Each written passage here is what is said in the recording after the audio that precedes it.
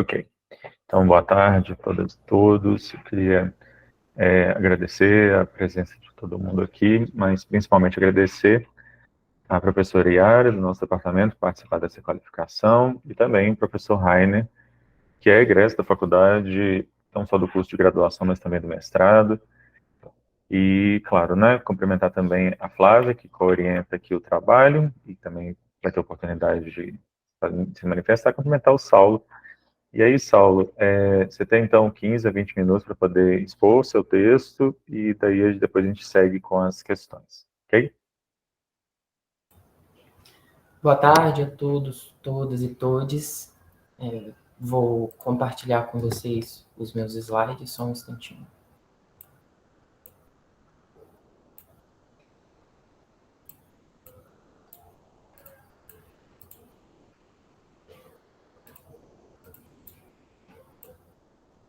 Só um instantinho, por favor, Alexandre.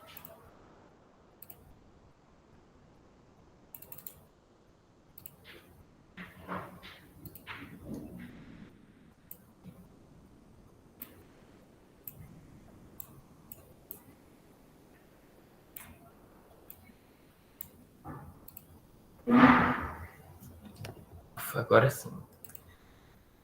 Antes do início da contagem do tempo regimental, eu gostaria de pedir licença para cumprimentar na pessoa de cada um dos orientador, orientadora, avaliador, avaliadora aqui presente. Construir essa dialética, na verdade, que rege a pesquisa e nos permite, em momentos como esse, construir conhecimento em conjunto com aqueles que são o que um dia almejamos ser, é muito inspirador para mim, porque através do PPGD UFOP eu conheci pessoas maravilhosas, e assim o é com o meu orientador, o professor Alexandre Bahia, o qual eu sempre tive muita admiração e que proporciona tantas ferramentas para a gente crescer e se desenvolver intelectualmente. Então, muito obrigado por toda sua atenção, apoio, incentivo. Você é um exemplo para mim. A professora Flávia Máximo, que aceitou orientar esse trabalho e me trouxe tantas ideias e luz para executar essas ideias. Então, muito obrigado por somar tanto ao trabalho e por ser tão generosa com todas as pessoas. A professora Yara Antunes, com quem aprendo muito e que tem uma grande participação na minha trajetória no mestrado. Obrigado por estar aqui enriquecendo o trabalho com a sua análise.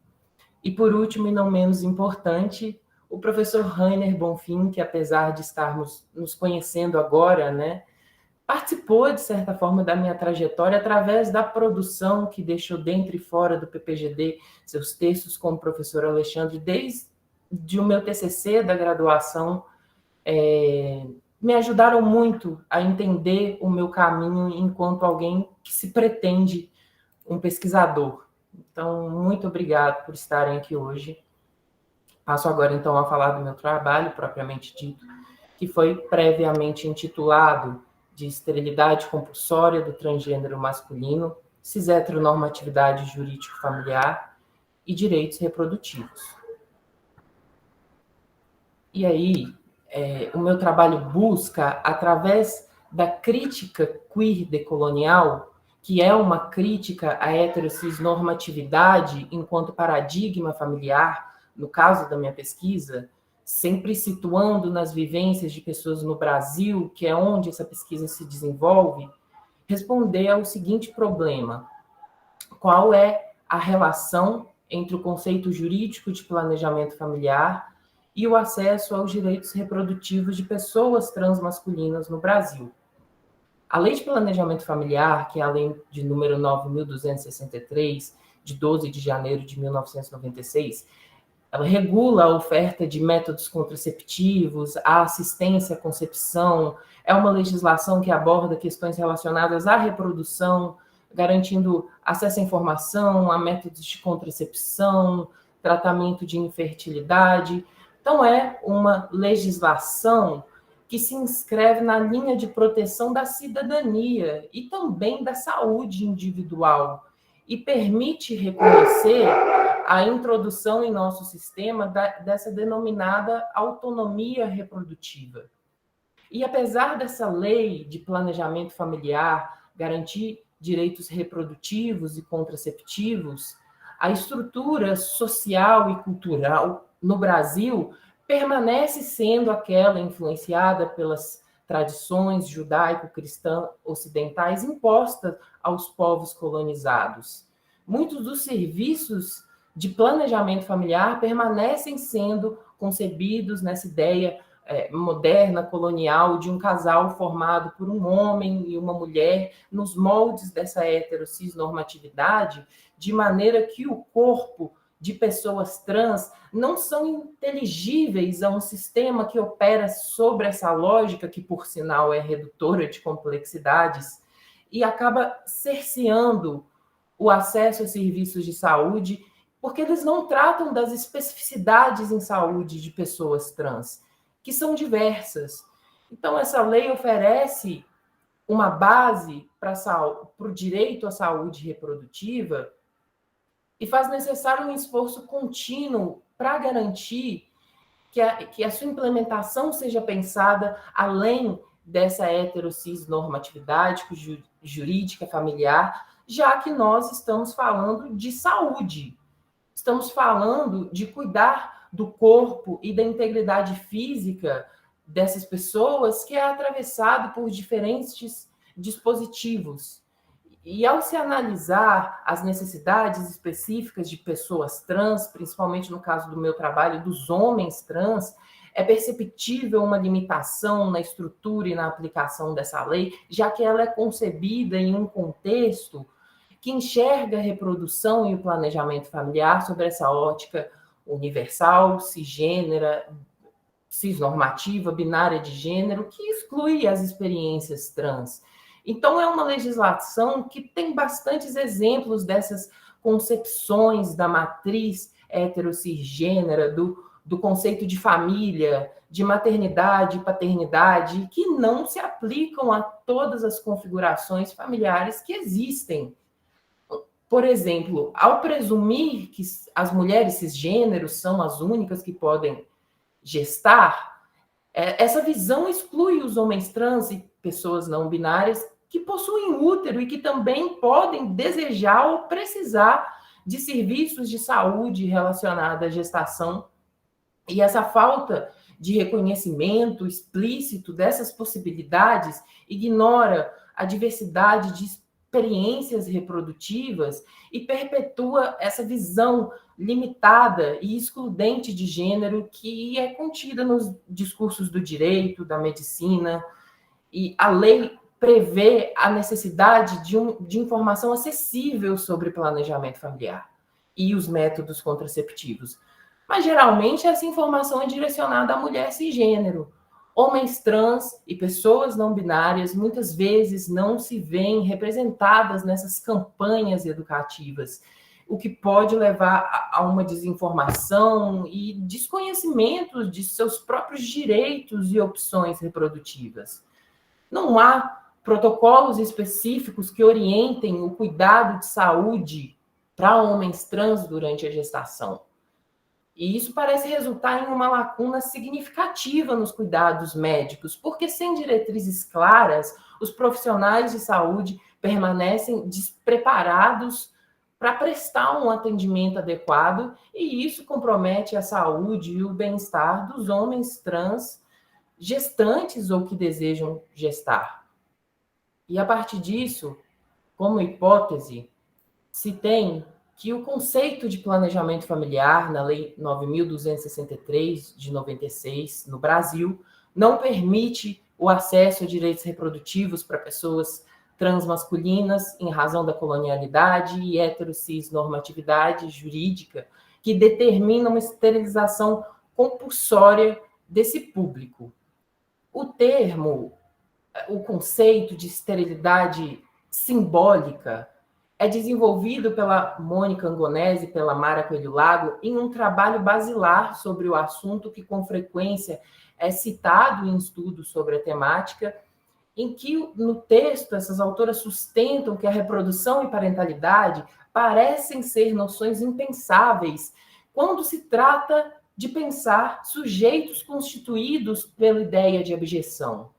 Sendo que esse termo de esterilidade simbólica remete a uma impossibilidade da escolha pela reprodução ou de exercer a parentalidade, seja ela biológica ou até mesmo na função de cuidado, porque é associado a esse lugar de abjeção em que o corpo trans é submetido, já que é presumido uma esterilidade em função do processo transexualizador, que pode levar à impossibilidade de reprodução biológica, tanto em função da hormonioterapia quanto da retirada de órgãos reprodutivos.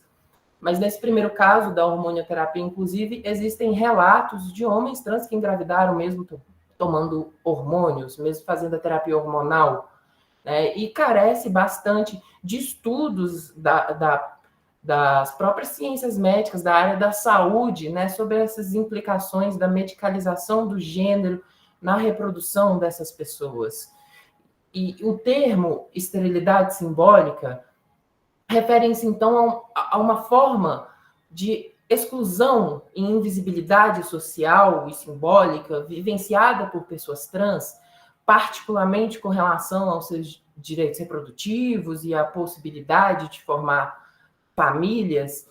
E essa expressão tenta captar a ideia de que, na sociedade, pessoas trans são frequentemente vistas como incapazes ou inadequadas para a reprodução biológica, para a criação de famílias, não por limitações físicas, mas devido a esses preconceitos e normas culturais que negam ou ignoram as suas capacidade biológica de reproduzir. Então, elas são frequentemente excluídas dos discursos, práticas e políticas que regulam a reprodução e o planejamento familiar como se fossem simbolicamente estéreis. Entretanto, o conceito parece ter suas limitações, já que ele pode, inadvertidamente, reforçar uma dicotomia entre a capacidade biológica de reproduzir e uma legitimidade social de exercer a parentalidade, sem desafiar suficientemente esses pressupostos normativos que definem quem é considerado apto para ser um pai ou mãe. E, além disso, o termo esterilidade simbólica parece não dar conta de uma violência específica que se materializa no corpo e que não é uma violência simbólica, é uma violência física. O corpo sente, o corpo incorpora essa violência e faz exigir uma análise mais detalhada que envolva essas relações de poder subjacente à temática. Então, para dialogar com o marco teórico empregado nesse estudo, pretende-se trabalhar com a ideia de uma esterilização compulsória.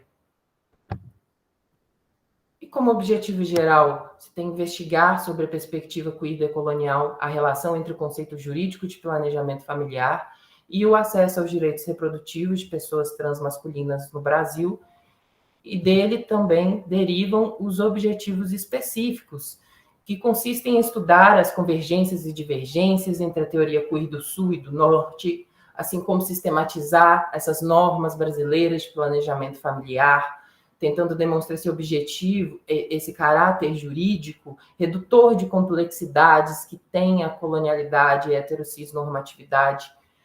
Também analisar as normas de direitos reprodutivos no Brasil, mediante a crítica queer decolonial, examinar também a política nacional de saúde LGBT, relacionando com esse conceito proposto pelo trabalho, investigar por meio do método biográfico as experiências da população transmasculina na busca de acesso à saúde reprodutiva e demonstrar, sobre a perspectiva queer decolonial, que o conceito jurídico de planejamento familiar, da forma que está posto, cria obstáculos ao acesso aos direitos reprodutivos de pessoas transmasculinas no Brasil, gerando, assim, essa esterilidade compulsória dessa população.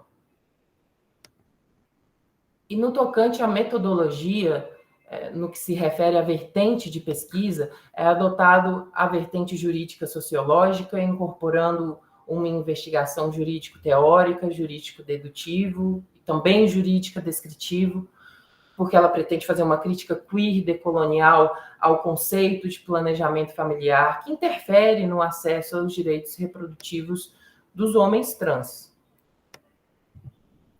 E sobre o método biográfico, trata de uma abordagem qualitativa que se concentra na coleta de narrativas pessoais e histórias de vida.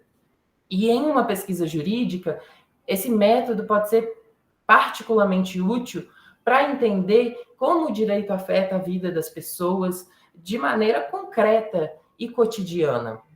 E a utilização desse método é para tentar reunir a teoria que fala dessa identidade, dessa potência crítica de identidades e sexualidades dissidentes com a vivência, com a praxis. A decolonialidade vai fazer essa ponte.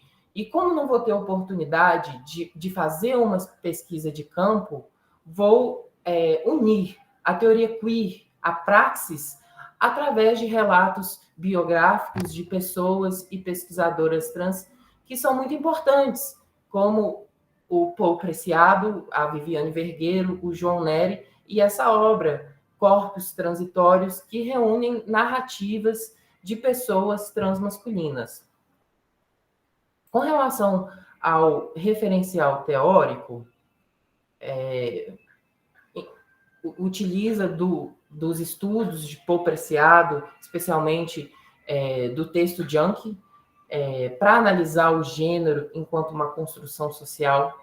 E tem-se também um trabalho realizado pela Mônica Angonese, pela Mara Lago, que constrói essa ideia de esterilidade simbólica, que também é uma esterilidade física, já que atinge diretamente o corpo e produz uma violência específica, o que leva esse trabalho a propor essa ideia de uma esterilidade compulsória e não apenas simbólica, além de contar também com as contribuições da tese da Laís Godoy Lopes, que traz reformulações, propõe reformulações a essa concepção de família para além do gênero, sob uma ótica contra-hegemônica dos direitos reprodutivos. Esse aqui é o meu sumário preliminar, que a banca já teve acesso, por isso eu não vou me delongar aqui. E caminhando para o fim, considerando a teoria queer decolonial, até o momento, nos estudos bibliográficos, entende-se que todo o substrato biográfico e normativo para os direitos reprodutivos são baseados no paradigma hetero-cisgênero de pessoas que gestam. E homens trans não estão abarcados nessa lei de planejamento familiar e, portanto, aparentemente, já que eu não terminei ainda a pesquisa, tem sistematicamente os seus direitos violados. Então, é isso. Me coloco à disposição da banca para diálogos e eventuais questionamentos. Obrigado, Saulo. Eu vou passar, então, para o professor Rainer, como membro externo, né, dessa qualificação, e depois professor Yara e Flávia, claro. Oi, gente, tudo bem? Então, boa tarde a todas, todos e todes. É uma felicidade estar aqui com vocês. Me dói essa palavra mesmo externo, né? Porque eu acho que é uma das poucas, ou assim, a primeira vez que eu sou lido dentro da UFOP como membro externo, depois de ficar, eu acho que 7 anos aí, né, da graduação, mestrado, enfim.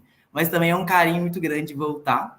Então, é uma felicidade para mim estar aqui com vocês. Quero cumprimentar o professor Alexandre, meu orientador, porque orientador nunca é isso, né? O orientador é para sempre. Professora Flávia, também minha orientadora. Professora Yara, minha tão querida professora de Direitos das Famílias. É uma honra estar aqui com vocês, porque, assim, igual o Saulo falou, né? Eu estou aí com quem me formou. Então, Saulo, a responsabilidade aí eu acho que é deles, e eu fico feliz que você está tendo essa oportunidade também. E eu fico feliz também, Saulo, pelo convite feito, né, nesse momento para a qualificação. Eu acho que a qualificação é um momento muito, muito especial da gente olhar para a pesquisa, muito especial para a gente discutir o futuro, né, do que está sendo feito e tudo mais. Então, quero te cumprimentar e quero cumprimentar também aos presentes aqui. Bom, Saulo, primeiras coisas que eu queria falar em relação ao texto que você mandou para a gente, né, ao projeto, o trabalho que você está desenvolvendo. Primeiro eu quero te parabenizar pela coragem de enfrentar esse tema. Eu acho que, assim, você está desbravando mundos aí com esse tema, com o seu marco teórico, com o que você está se propondo a fazer. Então, assim, é uma interface que facilmente daria uma tese, assim, sabe? Eu acho que essa é uma das características do PGD da UFOP.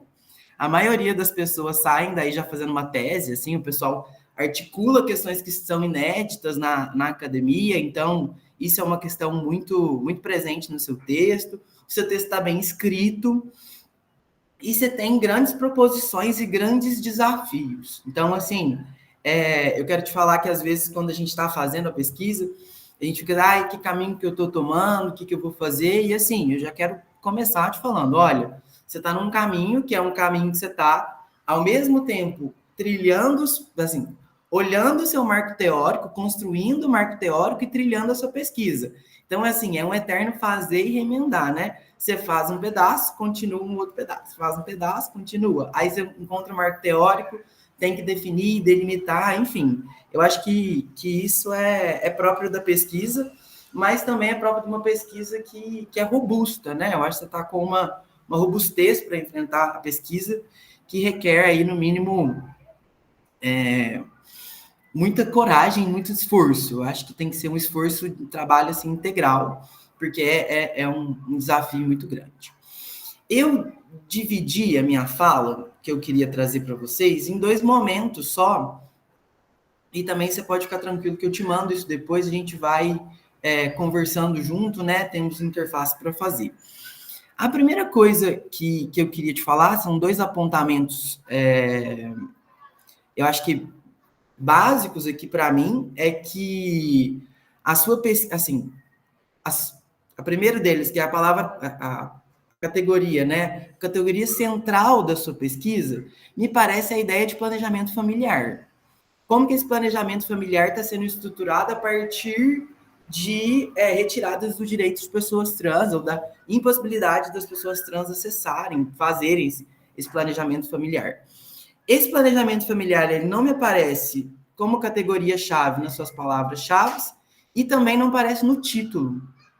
Não sei se esse título é alguma coisa do passado, o que você estava pensando, ou se é o seu primeiro título de pesquisa, mas eu acho que você já tinha que mudar ali para se adequar em relação à sua hipótese, né? Que me parece aí um planejamento familiar e o acesso a direitos reprodutivos de pessoas trans masculinas. Eu acho que essa é uma interface muito, muito interessante, que eu acho que tem que vir no seu título já.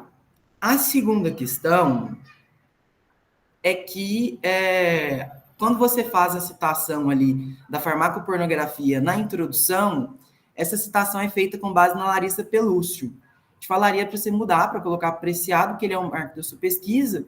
A Larissa Pelúcio, ela só é uma comentadora da pesquisa dele, então acho que seria interessante, mas você fez isso ao longo do seu texto, tá? São 2 questões que eu queria te falar e o texto está muito bem escrito. Bom, partindo para uma vertente mais teórica do que eu queria trazer para você, eu tenho uma preocupação em relação à pesquisa, mas não é uma preocupação em relação ao que você me trouxe, assim, mas é uma preocupação em relação ao planejamento, à congregação do planejamento familiar com a teoria queer. Utilizar a teoria queer para falar do mecanismo de planejamento familiar, eu acho que é muito contraditório, complexo e problemático. Não é impossível. Veja que eu não estou desvalidando a sua pesquisa, mas eu acho que isso tem que ser muito bem feito e muito bem delimitado. Por quê? Grande parte aí dos estudos da teoria queer vem, por exemplo, se debruçando em ocupar propostas de abolição da família, ou abolição dessa família, abolição desse instituto, ou outras formas. E aí, eu ver a sua pesquisa, sem você criticar esse instituto da família em si, eu acho que já é problemático. Assim, você tem que parar um pouco e pensar nisso. A outra coisa que a partir, e eu não vejo que isso é um fenômeno neoliberal, mas eu estou vendo que isso está acontecendo, que é um processo de acirramento da colonialidade que passa pela destruição de direitos sociais, né, como uma política de Estado. Então, o Estado vem destruindo direitos sociais a partir de reformas progressivas.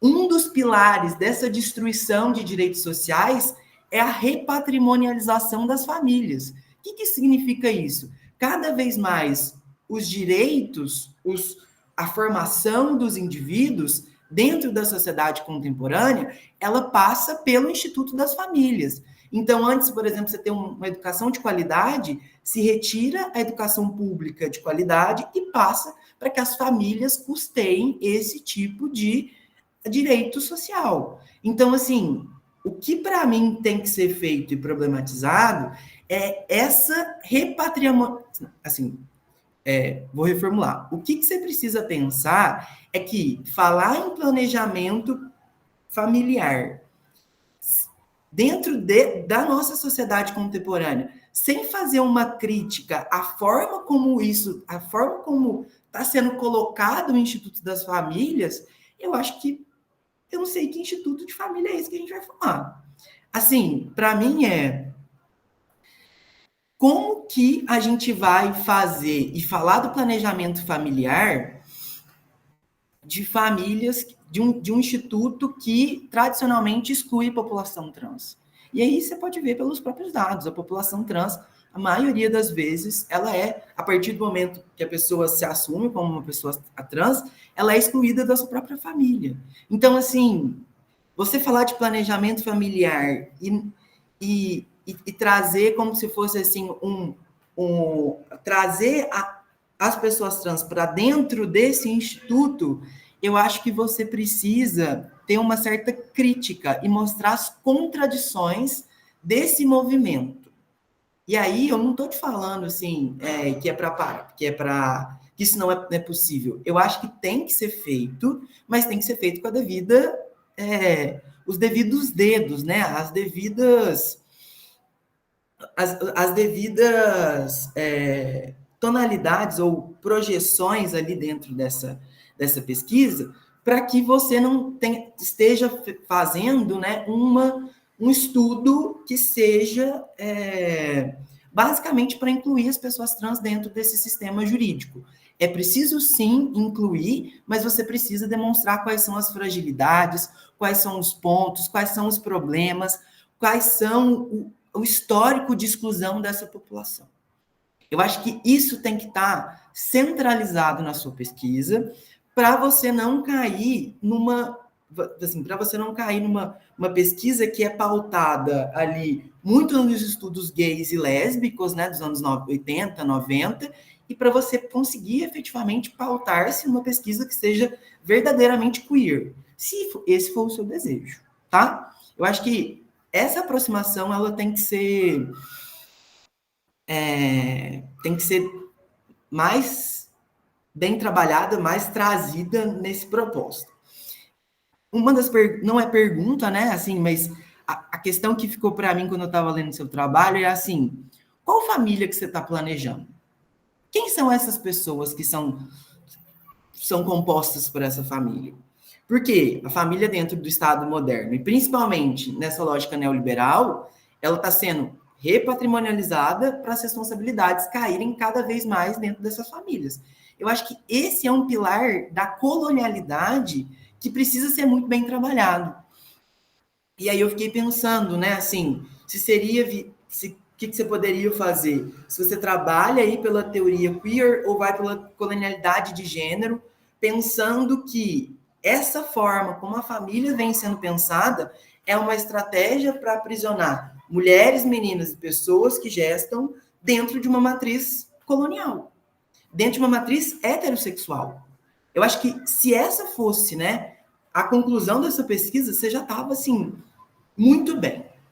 E aí eu gosto de quando você traz ali a Lugones, eu acho que ela é um marcador importante para falar da colonialidade de gênero, né? E eu estou te falando isso porque estou te falando as sensações que a sua pesquisa me trazem, né? Assim, o que está fazendo. Eu acho que a crítica, se você for fazer essa crítica ao Instituto das Famílias, pode ser a partir da decolonialidade, né? Como um método desses pilares. Inclusive, é uma crítica que tem que ser feita a partir dessa interface, né? Qual seria essa crítica que é feita a partir dessa lógica também da gente estar falando sempre de uma família branca. Então, é preciso mostrar aí que essas famílias que têm esse poder aquisitivo para custear essas questões são sempre normalmente famílias brancas, né? Então, eu acho que essa é uma questão que eu acho que você tem que pensar, você tem que problematizar, só que a partir disso eu acho que você tem que fazer uma escolha. E eu acho que é isso mais que eu queria falar para você. A sua pesquisa ela tem grandes marcadores sociais muito importantes, que é trazer a teoria queer e trazer a teoria queer decolonial. Já daria uma tese, já daria uma dissertação por si só na área das ciências sociais. Então, você tem que trazer a aproximação desse marco teórico para a sua pesquisa e trazer isso de uma maneira responsável, com que você consiga definir isso dentro do seu tempo e continuar dentro da crítica jurídica, né, que você vai fazer. Depois você tem que falar desse planejamento familiar, fazendo uma crítica às famílias, e aí sim eu acho que você pode finalizar com os relatos que estão sendo feitos. A categoria do planejamento familiar, ele não, na minha visão, não pode ser lido se você não trouxer essa crítica às famílias. Eu acho que isso é uma questão central, e aí eu acho que você pode conversar com a orientação, né? Professor Alexandre, professora Flávia, com certeza vão te dar orientações quanto a isso. E eu acho que esse é o grande ponto que eu teria para te falar. Assim, na minha percepção, você tem que fazer uma escolha e essa crítica à família tem que estar, ou essa repatrimonialização da família tem que estar dentro das suas leituras, tá bom? Essa é o que eu queria falar mais com você, mas tem só mais duas questões que é o seguinte, assim. Uma é uma indicação que eu queria te fazer, que lá na UFMG, a professora Laís e o professor Éder foram convidados por um outro professor para dar uma disciplina no PPGD para justamente falar sobre esse aspecto das famílias, críticas às famílias e interfaces com teoria queer, teoria decolonial. Então, vale a pena você entrar lá no PPGD da UFMG e conferir essa disciplina, porque tem várias bibliografias que podem te ajudar, e eu fiquei muito feliz quando você cita a professora Laís, porque ela é uma das professoras. Então, assim, o professor Éder Mônica, a professora Laís são pessoas que estão dentro do direito, pensando essas questões. Eu acho que é bem importante. E acho que é mais isso, né? Essa é a primeira dica. A outra dica que eu queria falar com você, e aí eu queria escutar um pouquinho, quais que seriam esses aportes da farmacopornografia que vão ser utilizados na sua pesquisa. Porque o professor Preciado, né, o Preciado, ele não faz só um relato relacionado ao planejamento familiar. O relato que ele está fazendo ali no Testo-Junkie é uma questão vinculada ao uso de testosterona. E como que isso impacta o seu corpo, como que isso impacta a sua vida e como que isso pode ser subversivo. E aí eu acho que nisso eu preciso ouvir você como você está articulando esse conceito. Ou se você vai deixar esse conceito para lá. Eu acho que não, dentro do que você me trouxe. Mas, assim, o que vai ser pensado? Como que vai ser articulado? Eu acho que eu queria te ouvir um pouquinho mais. Na sua pesquisa também, eu vi que você coloca que a teoria queer e a decolonialidade são um método e um marco teórico. Tome cuidado com isso, né? Quais são os aportes que você vai fazer em cada um deles? O que é marco teórico? O que é marco teórico? O que é metodologia? O que você vai fazer em relação a isso? Pense muito bem para não se embananar com esses conceitos, tá bom? Então é mais isso. Eu queria te ouvir um pouquinho mais em relação a essas questões. Sinta-se à vontade para você falar e responder o que quiser. Aqui é muito mais uma percepção geral do seu trabalho do que ficar apontando e questionando, né? O mais que eu queria te falar é o seguinte: você tem uma pesquisa de ponta, você tem uma pesquisa que é viável, que é possível, só que eu acho que você precisa fazer escolhas nesse momento dela. E aí, essas escolhas que têm que ser feitas, elas vão traçar o futuro da sua pesquisa, traçar o futuro do que você vai fazer, tá bom? Então é isso, agradeço mais uma vez por vocês terem me ouvido, também pela consideração, pelo espaço aí de fala e de diálogo, e sigo à disposição para a gente continuar essa conversa. Obrigado, Rainer. Então, Saulo. Bom, muito obrigado, Rainer, pelo seu respeito para analisar o meu trabalho e por essas dicas suas que são maravilhosas, coisas a se pensar. Eu acho que a primeira coisa que eu queria te trazer das coisas que eu anotei é que eu fiz essa escolha, né? Eu, por trabalhar com a teoria queer, incluir é incompatível com a teoria queer. Né? A ideia da teoria queer é resistir pelas margens, é uma crítica não assimilacionista. E existem corpos e identidades dissidentes que não querem hegemonizar, homogeneizar o seu corpo para caber dentro da norma. Então, acho que isso pode não ter aparecido no meu trabalho, mas é uma ideia que eu já tenho, que consta lá no meu sumário, quando eu falo uma família, um homem que gesta, seria justamente criticar isso, criticar esse conceito de família, né? Isso porque, Rainer, professor Rainer, a própria ideia do planejamento familiar é o Estado interferindo no corpo e na afetividade das pessoas. E a teoria queer é contra isso no geral. Né? O direito vai sempre presumir uma homogeneização e uma assimilação, mas é possível utilizar a crítica queer pensando, inclusive, nas pessoas trans que têm os seus direitos reprodutivos violados, que sofrem essa esterilidade compulsória. Então, a crítica queer também busca a afirmação de identidades dissidentes. Eu penso que quando se escolhe um sujeito para a norma, a gente exclui os outros, né? Então, assim, parece que é, de fato, impossível uma teoria queer jurídica, né? Porque a teoria queer não busca uma assimilação para esse paradigma de família, não é isso que eu quero fazer. Eu acho que isso seria um estudo hegemônico, né? Trazer essas pessoas para o paradigma de família, de corpo, de sexualidade normativa, mas eu acredito ser possível uma crítica queer a essa norma, que no caso seria o meu objetivo, para ajudar a pluralizar esse modelo de família, de pessoas que gestam. Então, acredito que esse seria um primeiro passo, né? Pensando até mesmo uma questão de necropolítica de pessoas trans. É importante ter balizamento do cuidados de saúde, porque a gente aqui, falando de planejamento familiar, né? A gente está falando de saúde, a gente está falando de acesso a direitos reprodutivos para a saúde e integralidade do corpo dessas pessoas.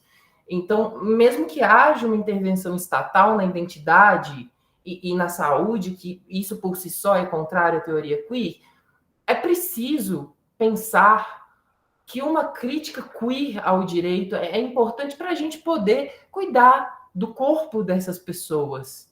Né? Essa questão do planejamento familiar, eu acabei, inclusive, traçando isso, aparecendo na minha hipótese, nos meus objetivos, porque eu pensei justamente em problematizar esse conceito do planejamento familiar, porque ele, por si só, é heterossexnormativo, ele vai ser sempre assimilacionista quando a gente tentar incluir essas pessoas, e ele leva aos direitos reprodutivos, que, no caso, é o que eu analiso, assim, de fato, né? Eu acho que os direitos reprodutivos, ele está dentro lá do rol dos serviços do planejamento familiar. E os direitos reprodutivos têm essa conexão com a saúde, né? Então, seria isso. Pensando, inclusive, nas pessoas trans, essa crítica queer também busca afirmação de identidades dissidentes. A sua outra pergunta que eu anotei aqui é os aportes da farmacopornografia, né, do que o Preciado traz. O que eu pensei em fazer com o Preciado, com esse diário de autointoxicação que ele faz, do uso da experiência dele usando testosterona, é justamente pensando como que isso pode ser relacionado à reprodução, como a medicalização do gênero influencia a reprodução, já que, inclusive, as políticas públicas de saúde LGBT, como a Política Nacional de Saúde LGBT, ela vai tratar lá do protocolo transexualizador, e a Mônica Angonese e a Mayra Coelho Lago, que eu coloco aqui como meus marcos teóricos, elas vão problematizar que essa política ela está tentando encaixar um sujeito para dentro da norma do feminino, masculino, e está excluindo outros direitos, como, por exemplo, os direitos reprodutivos. Então, essa medicalização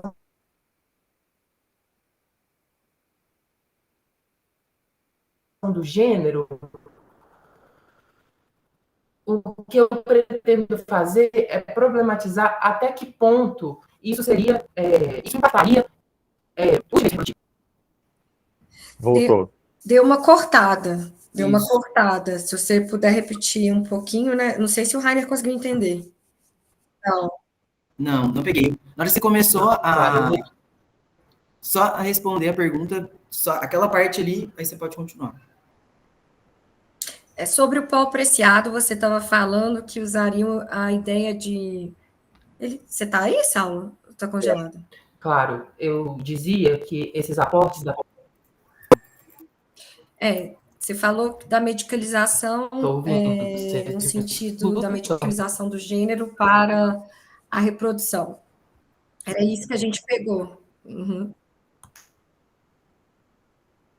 Seria essa a contribuição que eu faria da análise desses relatos pessoais que o Paul Preciado traz. Né? Porque esse texto da Mônica Angonese, da Mayra Coelho Lago, eles inclusive trazem essa política nacional de saúde LGBT, né, que institui o protocolo transexualizador no SUS, mas deixa de ofertar outros serviços de saúde que também deveriam estar sendo pensados para pessoas trans. Inclusive, existe aí uma lacuna de estudos que reflitam e falem mais profundamente sobre o impacto do uso dos hormônios, por exemplo, na reprodução. Como eu disse, existem relatos de homens trans que engravidaram mesmo fazendo uso de hormônio. E a ideia, inclusive, da Mônica Angonese, da Mayra Coelho Lago, na esterilidade simbólica, é problematizando justamente essas questões da medicalização do gênero. Né? Então, por isso, eu pensei em trazer o Preciado para essa parte, né? Ele é meu marco teórico na parte teórica, mas também o traria para essa discussão, tendo em vista os relatos de cunho biográfico que ele faz. Então, seria isso. Não sei se eu consegui te responder. Te agradeço mais uma vez, Rainer. Muito excelente as suas colocações aqui.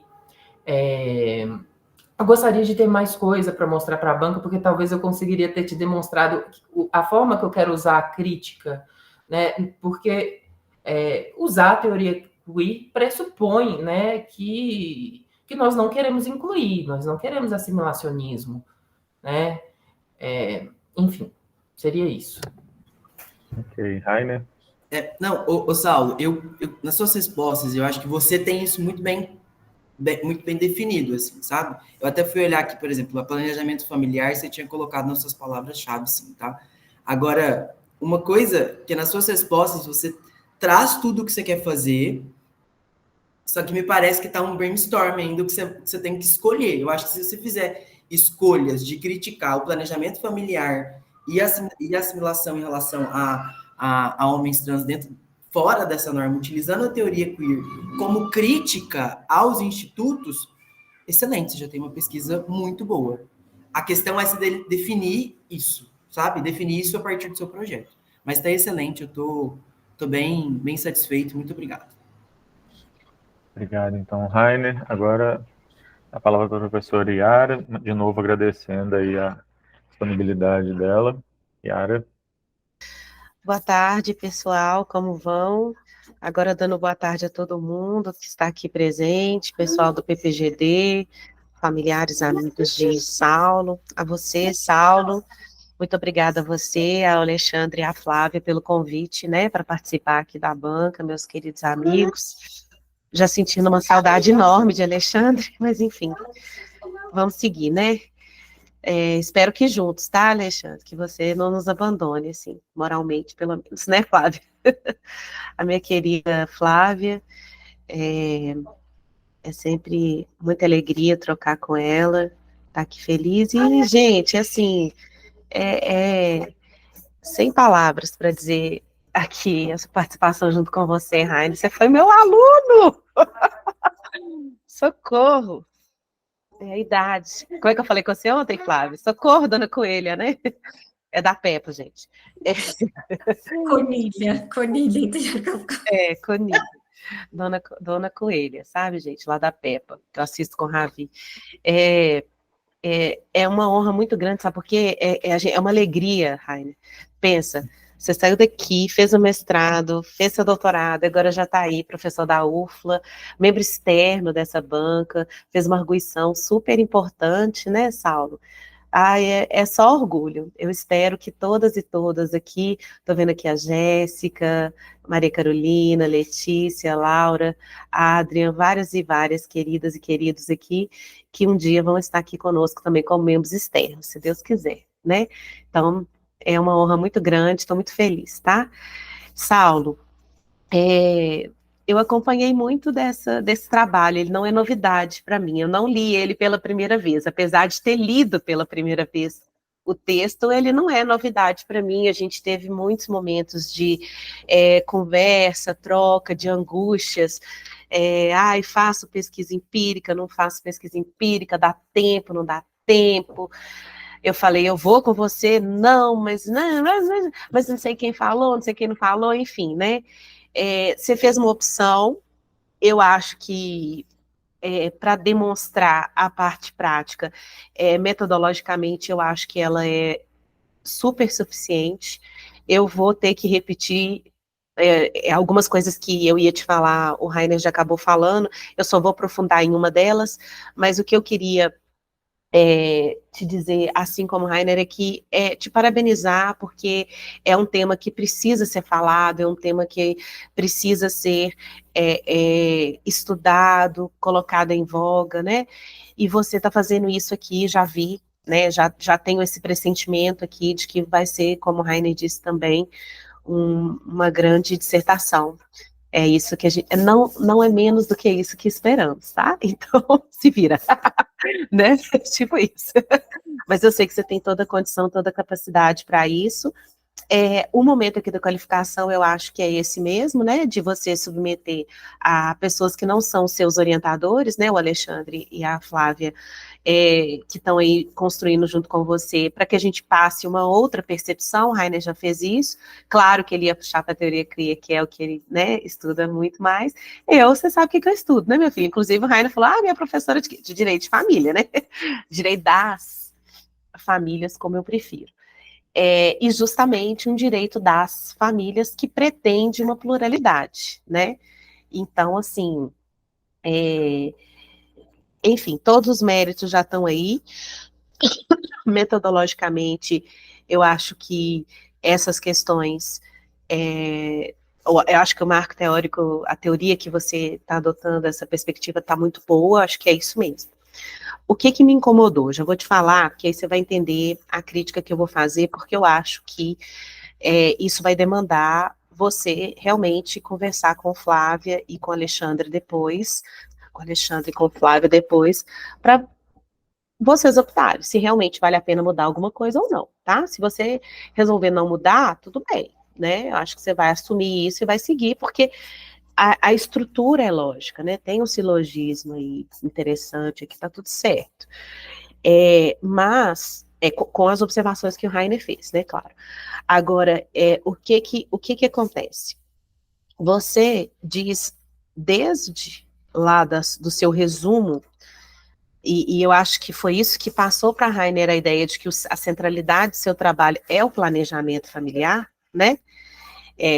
Acho que você disse isso, Rainer. E aí, assim, você fala o tempo todo, olha, eu quero ver se esse planejamento familiar, ele está retirando o direito das pessoas transmasculinas no país, e esse planejamento familiar é que dá acesso aos direitos reprodutivos, e esse planejamento familiar... Aí eu acabo de ler o seu texto, eu me pergunto, vamos supor que eu não fosse professora de direito das famílias, né? Que eu fosse lá direito penal. Que é? Que o Saulo tá falando, né? Ele tá falando que o negócio, o tal do planejamento familiar, retira o direito das pessoas trans, masculinas, os homens trans, mas ele não diz o que é. Você não trouxe, assim, em nenhum momento no texto, até agora, Saulo, mas como se diz, como é o central, tinha que estar em algum lugar. Então, o que é que você está combatendo? Você está combatendo o conceito legal de planejamento familiar. É o que eu estou entendendo, porque você cita a lei, só que a lei, né, como se diz, a lei é um mundo de lei, né? E o que acontece? A lei 9263 de 96, que é a lei do planejamento familiar, ela vai regulamentar o artigo 226, parágrafo 7º da Constituição. Aí, quando você vai lá no parágrafo 7º, ele vai estar assim, ó. Fundado nos princípios da dignidade da pessoa humana e da paternidade responsável, o planejamento familiar é livre decisão do casal. Então, quer dizer, nossa, eu tô até com vergonha de falar isso aqui, mas eu quero só que você entenda a crítica que eu vou fazer. Aqui, quando fala casal, a gente sabe que o casal que tá aqui é o heteronormativo. Agora, a gente sabe por quê, Saulo? Porque a gente vive isso. Porque a Constituição não fala. Então, se você fosse defender o planejamento familiar de acordo com a Constituição da República, você tem como interpretá-la num viés decolonial, numa perspectiva de inclusão e diversidade. Então, se a gente fosse trabalhar só com a Constituição, quando fala casal, existem casais homoafetivos, existem casais trans, existem casais... Enfim, casais. Quem são casais? Nós sabemos, né, que a matriz de casal é heteronormativa, homem e mulher. Mas a gente sabe por quê? Porque está lá no Código Civil, a gente sabe que está... Mas aqui na Constituição não está. Então, se a gente faz uma interpretação da Constituição, dignidade da pessoa... Mas você não fala Constituição no seu trabalho, você fala o quê? A lei. E aí a gente vai na lei. Aí tá. Então, o Saulo vai questionar o conceito de... Gente, o trem tá feio aqui do meu lado, tô ruim. O conceito de planejamento familiar na lei. A lei regulamenta a Constituição. A Constituição não fala lá, só fala casal. Aí chega aqui na lei. O que você vai combater? O artigo 2º? Eu não sei, Saulo. Eu lendo o seu texto... que você entregou para qualificação, eu não sei. Eu acho que é. Por quê? Porque está lá, para fins desta lei, entende-se planejamento familiar como conjunto de ações de regulação da fecundidade que garanta direitos iguais na Constituição, limitação ou aumento da prole pela mulher, pelo homem ou pelo casal. Qual que é o problema aqui? Se o trans masculino for homem, com vergonha de dizer de novo, gente, mas eu preciso dizer para vocês entenderem a minha crítica, tá? Ele vai estar incluído em homem, certo? Nós sabemos que não, mas nós sabemos que não, por quê? Porque a gente sabe da prática. A gente sabe de toda a construção heteronormativa dessa legislação, de toda a colonialidade de gênero existente nessa perspectiva. Mas então, assim, o que você vai criticar? Enfim, a primeira crítica que eu estou te fazendo ao trabalho é isso. Você não fala o que você está questionando. Eu acho que você tem que dizer e dizer por quê. Não, porque na verdade por quê você já disse. Porque a construção é colonial, é heteronormativa. Beleza. Todos nós concordamos. Mas você tem que dizer o quê, né? Parágrafo 3º. O planejamento familiar é parte integrante do conjunto de ações de atenção à mulher, ao homem e ao casal, dentro de uma visão de atendimento global e integral à saúde. Aí você vai falar assim, eu leio aqui homem, e homem não quer dizer homem trans. Né? Aí você vai fazer esse questionamento, e aí o resto do seu trabalho está todo muito bem feito. Tá certo? É isso que eu estou dizendo. Então, essa é a primeira crítica. Falta você dizer, se é a centralidade do seu trabalho, falta você dizer o que é, do que, para onde você vai, de onde você parte, a construção dessa legislação, o conceito de família, né? O conceito de família, que é um conceito restritivo, e aí se pretende um conceito ampliativo a partir do 226, aí você vai ter que trazer Paulo Luiz Neto Lobo para falar que 226 é exemplificativo, e que existem, né? E vai ter que até falar que as pessoas podem ter direitos sexuais e reprodutivos fora de constituição de família propriamente dita, oriunda de casamento e união estável. Porque eu posso ter o quê? Através da monoparentalidade, que inclusive está lá no 226, expressamente previsto. Então, eu acho que faltou isso. Ponto 1. Ponto 2. O ponto 2, ele conversa com a sua linha de pesquisa e com o seu sumário. O sumário que você falou que você não ia discutir com seus colegas porque você já tinha nos apresentado, realmente. Fiquei lá nele horas, olhando para a cara dele, achei ele uma delícia, viu? Achei que seus objetivos específicos estão muito bem delineados. Eu acho que você vai trabalhar muito o que você quer trabalhar, que é uma tentativa, né, de conjugação. Isso que o Heiner te criticou aí, você defendeu, você falou, eu quero isso mesmo, bacana é isso aí, entendeu? É o que você quer fazer, que é a interlocução entre a teoria queer e a perspectiva decolonial, ou a metodologia, enfim, da forma que você for trabalhar. O planejamento familiar está no 4.1. Saulo, ele não é central do seu trabalho, queridão, deixa eu te contar. Não é. Não é. Eu acho que você pode até falar dele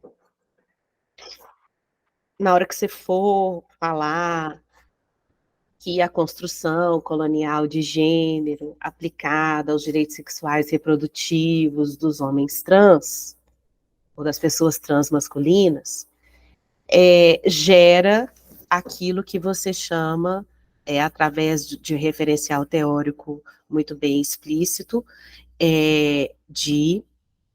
Como que é? Desculpa que eu esqueci, eu estou voltando aqui para colar. Esterilidade compulsória. Aí você vai ter que falar, né, que as pessoas transmasculinas, elas engravidam, elas têm o direito a exercer seu direito, elas têm o direito a exercer o planejamento familiar e os seus direitos sexuais e reprodutivos. Mas é isso. Não é, na minha visão, a centralidade do seu trabalho. Você vai falar, en passant. E por que eu justifico isso a partir do seu sumário? Porque o que você fala do seu sumário de planejamento familiar é isso, e é isso mesmo que eu acho que ele cabe no seu trabalho. Não mais do que isso. Então, não é central.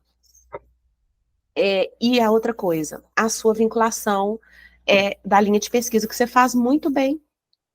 E você fala, a linha 1 é uma linha onde que nós estamos buscando reconhecer os sujeitos. Esse sujeito, essas pessoas, odeio esse trem de sujeito. Eu e Natália e eu já escrevemos sobre isso, né? Nós entendemos que somos pessoas de direito, não sujeitos, porque sujeito é sujeito-objeto, sabe aquela dicotomia? Enfim, a pessoa transmasculina, né, ou a pessoa homem trans, ela é invisibilizada. Ela sofre, inclusive, desculpa, pessoal, ela sofre, inclusive esterilidade compulsória.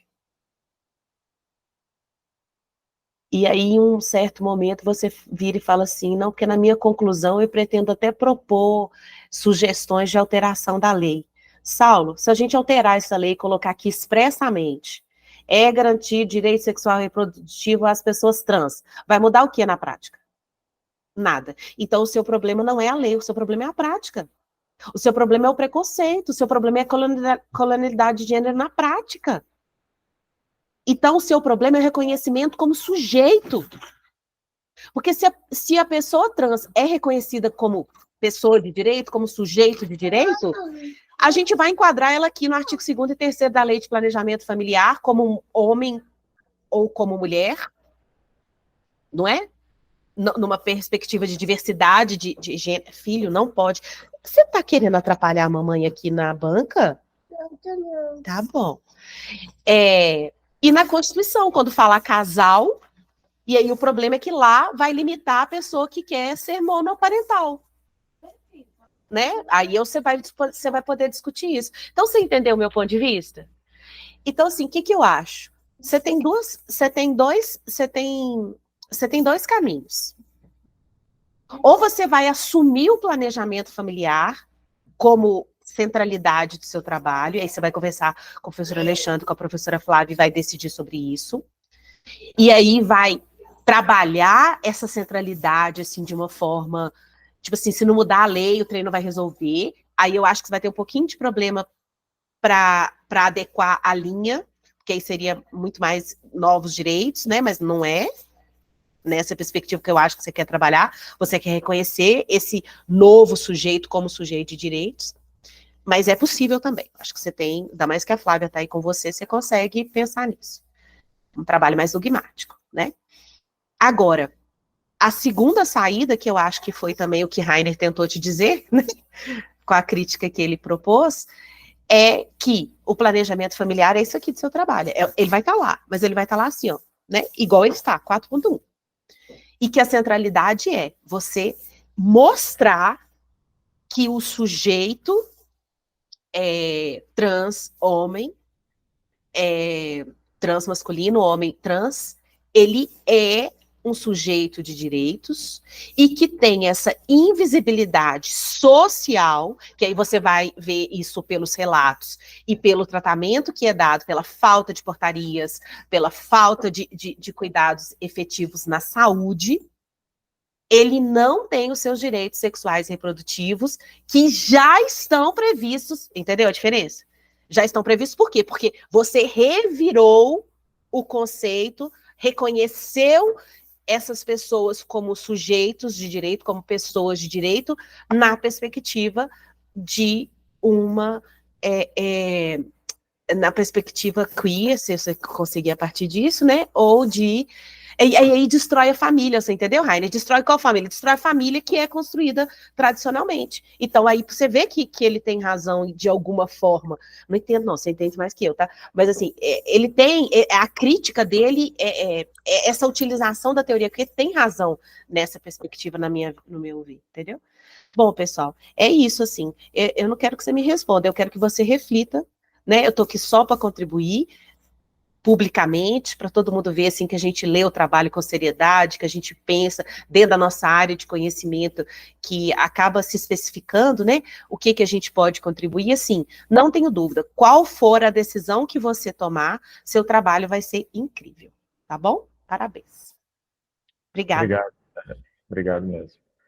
Saulo. Professor Yara, primeiramente, muito obrigado. São contribuições muito preciosas aqui hoje. Vocês deram muitas coisas, muito importante para conversar com o Alexandre, com a Flávia. Eu espero que eu possa continuar conversando com vocês, com a professora Yara. Eu já tenho contato, com certeza eu amolo ela. Mas com o professor Rainer também, espero que a gente possa continuar dialogando, porque aqui foi muito rico para mim. E os questionamentos da professora Yara, assim, primeiramente, a dúvida que ela risadinha trouxe... de nervoso, gente, tá?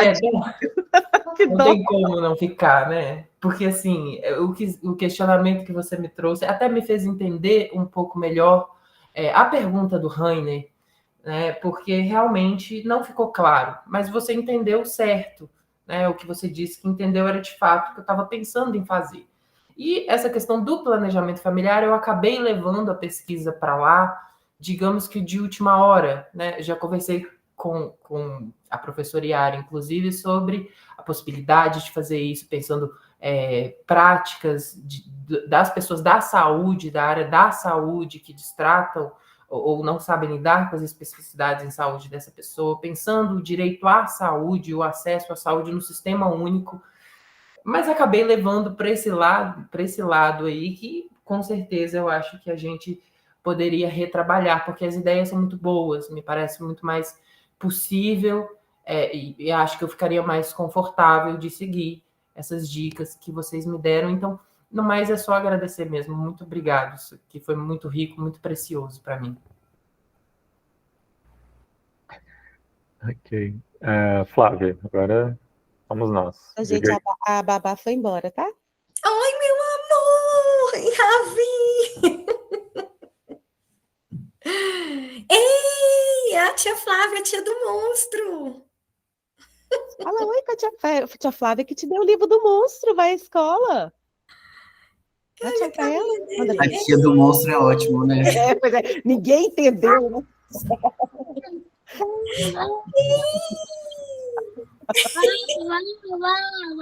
Então tá, filha, agora acabou o recreio, agora é coisa séria, tá? Nós estamos aqui no momento sério. Ai, gente, tudo bem? Boa noite agora, né? Todas, todos e todos. É um prazer estar aqui. Primeiro, eu queria agradecer ao Saulo, né, por ter depositado essa confiança como co-orientadora. Agradecer as pessoas que estão aqui presentes, né? Agradecer ao professor Alexandre por essa colaboração que a gente vem sempre fazendo na teoria queer. Também aquele paradoxo, né? Triste, feliz, feliz por você, triste por nós e pelo foco que vamos perder. Cumprimentar a professora Yara, né? Que também foi uma escola para mim aqui na UFOP, em termos de não só caminhos administrativos, mas também de sobrevivência estratégica contra a violência de gênero. Eu aprendo com a Yara todos os dias. E ao Rainer, né, meu filho acadêmico, filho assim, irmão, né, porque eu não, né, vou falar que a gente está quase da mesma idade. Não, quem dera. Rainer é um orgulho muito grande, né, acho que essa é a maior conquista da carreira de uma professora, é ver seus alunos superando a gente, né, ocupando esses espaços. E, assim, a gente fica feliz em termos estruturais, porque vocês vão ocupar esses espaços para gerar um novo tipo de conhecimento dissidente, né? E também feliz por ver seres humanos maravilhosos que vocês se tornaram, críticos, comprometidos com a prática. E, assim, é muita felicidade, é muito orgulho, assim. Enfim, fico muito emocionada de te ver aí um cargo de efetivo, fazendo essa arguição maravilhosa. Mas, Saulo, vamos falar com o Saulo, né? Que hoje é seu dia, né? Então, ô Saulo, acho que o Rainer tocou nisso, né? Qualificação é muito bom porque a gente tem outras vozes para nos guiar por esse caminho que ainda não está fechado, né? Diferentemente da defesa. Então, eu queria agradecer as colocações do professor Rainer e da professora Yara. Acho, né, que o Rainer colocou muito bem, né? A gente não consegue fazer uma teoria jurídica queer, isso é incompatível, mas uma crítica queer ao direito pode gerar efeitos muito interessantes para o cuidado da saúde de pessoas trans em termos reprodutivos, e acho que Saulo respondeu isso bem, né? Acho que foi muito interessante, né? Porque ao mesmo tempo que o Rainer vem da teoria queer, ele vem também com a crítica dos direitos sociais, né? Já fala do lugar do direito previdenciário, que é uma problemática da teoria queer é ser liberal e branca, né? Quando capturada e não situada pelos estudos decoloniais. Então, o que eu acho, assim, né? Que o trabalho do Saulo, eu tenho que elogiá-lo muito, porque ele chegou de uma forma, né, que Saulo não era engajado na teoria queer, não era engajado na teoria decolonial, de repente bombardeamos eles com várias teorias críticas complexas, e olha o salto, né, que o Saulo deu, tá aqui falando de teoria queer decolonial, né, eu nem sei qual que é o projeto que o Saulo entrou, mas tenho certeza que não tinha absolutamente nada a ver com esses marcos super complexos, né? Então, o que eu acho que o Saulo apresentou a teoria queer, apresentou a teoria decolonial, mas ainda está em andamento a junção das duas, né? Você vê que as duas estão em paralelo, porque está em conhecimento, mas a aplicação da teoria queer decolonial, né? Que é isso que o Heine chamou a atenção em termos de repatrimonialização da família de raça, vai vir nesse caminho metodológico, né? Está aí no sumário, inclusive. Acho que a Yara tem perfeita razão, né? De se a gente que não está delimitado especificamente qual dos dispositivos da lei de planejamento familiar, e acho que é por isso que você está aqui, né, Yara? Porque eu e o Alexandre, a gente não entende nada de direito das famílias, né? Alexandre, posso falar, né? Por nós, por nós, né? Tô falando que você não sabe, talvez você saiba, né? Mas eu não sei. E aí é muito importante quando, né, você traz essa inversão do problema, né? Em vez de partir da lei, partir da cultura. E a cultura na formação da norma e que explica também a falta de eficácia da norma. Eu acho que... Então, o que eu acho? Que a gente tem que fazer essa inversão de problema que a Yara colocou, né? Partir da cultura e da prática do cuidado das pessoas trans para mostrar que o planejamento familiar reflete essa cultura heterocisnormativa, branca, né? E como diz Heine também, neoliberal. Então, mostrar que, apesar da Constituição dar esse espaço, a cultura ainda é heterocisnormativa, branca e neoliberal, e acaba gerando essa fratura, né, entre o que a lei fala e o que ocorre na prática. Né? Então, acho que fica bem melhor dessa forma. Fora isso, só tenho que agradecer vocês, muito, muito bom ouvir vocês e aprender com vocês. É isso, um beijo para vocês. Também, de igual forma, queria agradecer demais as questões colocadas pelo Heiner e pela Yara. Eu anotei tudo aqui, é bom também que foi gravado, eu acho que o Saulo com certeza vai levar em consideração aí, acho que tem algumas questões que precisam ser pensadas meio que urgentemente, né? Mas estou muito feliz com o resultado, viu, Saulo? Eu acho que a coorientação com a Flávia tem sido essencial aí para aprimorar e dar uma perspectiva crítica à pesquisa, enfim. Estou realmente bastante satisfeito com o quanto que você tem sido capaz aí nesse um ano de mestrado desenvolver algo tão complexo, enfim, estou bastante feliz mesmo em ver isso. Bom, na nossa sequência aqui a gente precisa dar nota, né? A gente precisa qualificar ou não, enfim, o Saulo. Eu vou fazer o seguinte. Rainer, você primeiro, queridão. Você é convidado. E convidado é melhor do que externo, né? Vamos combinar. Gostei mais de convidado. É de 0 a 10, né? De 0 a 100. Eu não lembro mais. Como que é? 0 a 10. Eu dou 10, sem dúvida nenhuma. É um trabalho que tem potencial de tese. Não, assim, expande o que está sendo feito. Os comentários é muito mais para construir do que da proposta. Assim, a proposta eu estou 100% de acordo. Concordo com o Heiner, para mim é aprovado com nota 10, justamente por isso, porque a construção as críticas são construtivas e não depreciativas do trabalho. Pelo contrário, o trabalho é incrível. Parabéns, Saulo. Ok, eu vou seguir então também, né? E Flávia? Medinho. Beleza. Então, Saulo, tá aprovado nessa fase aí agora é seguir adiante com esse impulso dessa banca tão qualificada, de qualificação, para poder, né, chegar até o final. Você quer falar alguma coisa? Só agradecer mesmo, fiquei muito feliz. Muito obrigado mesmo, gente, de coração. Sucesso. Mantenha a gente informado da sua pesquisa. Estou muito curioso para ler o final, como que se desenvolver, porque é um tema que me interessa muito. Pode consultar o Rainer, pega o WhatsApp dele, pergunta tudo. Por favor, se for possível, eu iria adorar. Tá lá no grupo. Tem no O Rainer grupo. tá até hoje no grupo lá. Já pega, para consultar. Pode pegar, pode mandar. Eu vou te mandar o... Eu baixei algumas coisas para te mandar. Eu ia fazer um drive e te mandar por e-mail, mas pode me mandar pelo WhatsApp. Os textos, essa ementa dessa disciplina